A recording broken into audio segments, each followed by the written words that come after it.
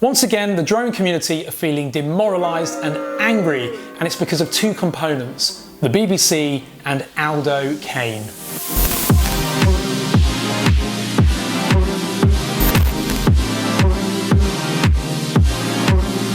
Hi, I'm Ash from DroningON, and just a few days ago, the BBC in the UK, the British Broadcasting Corporation, screened a new documentary called Britain's Next Air Disaster: Drones. It was shown on national TV in the UK, and it's also available on iPlayer, which means essentially the content is available globally in some respects. It was produced by the BBC and a company called Windfall Films, and it was presented by a guy called Aldo Kane, who parades himself as an ex-Marine sniper, but is now a high-risk advisor, whatever that means. Regardless, he presented an hour-long rhetoric on anti-drone propaganda. We don't even know for sure what the effects of a drone colliding with a plane mid-flight could be, which also incorporated some absolutely ridiculous scientific tests, whereby they took apart a phantom drone, stitched it all together, and for some reason added some very large, thick carbon fibre rods, and then propelled it all towards the wing of a small, old aircraft.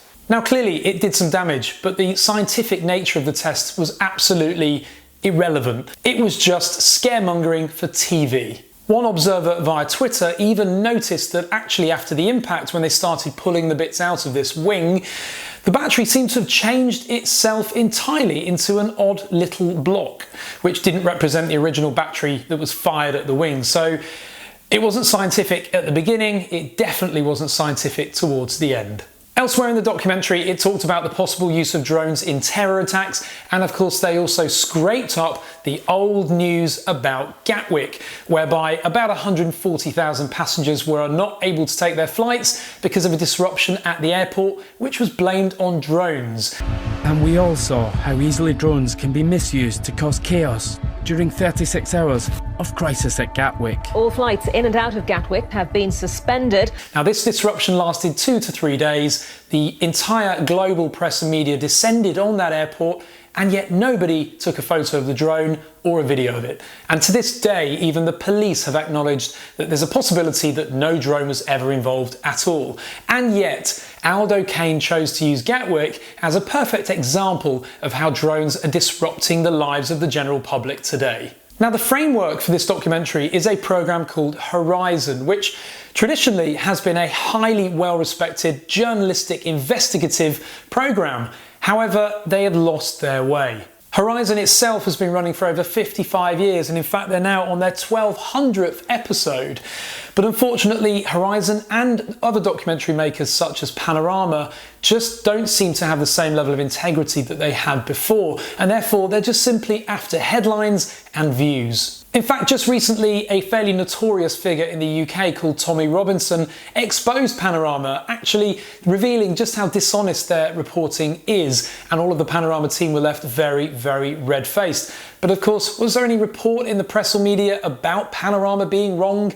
Of course there wasn't, just as there's never a correction on whether drones are involved or not. They're always guilty as far as the press and media are concerned. Through the course of these two documentaries, Panorama and Horizon both spoke with the DJI's head of policy for Europe, and yet barely none of that material was used in any of these programs. Now, the great element here is that DJI have just responded, which is just fantastic. As part of their statement, DJI state that they assume that it's because the BBC ultimately preferred to boost viewing figures by focusing on sensational, high-risk scenarios that are vanishingly rare or almost impossible, while ignoring evidence that drone technology is safe and that the drone industry itself has implemented various features to mitigate the risks described.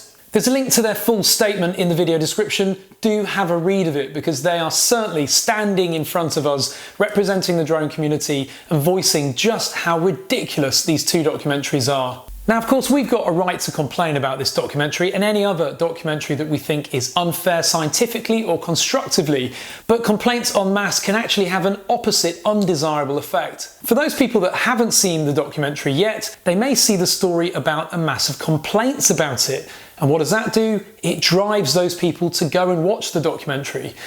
So unfortunately, on this occasion, content makers such as myself and also manufacturers such as DJI can only protest about this on YouTube, because the reality is that the press and media are never going to take our complaints seriously.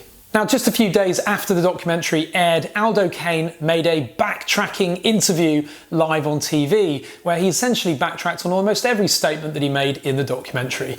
I suggest that that's a very feeble attempt to probably save his already farcical career. Regardless, good for DJI for sticking up for us and for the drone community. Keep flying safely so that we can demonstrate to the general public that we are a responsible community. Comment below and let me know what you think about this documentary and about the comments in this video.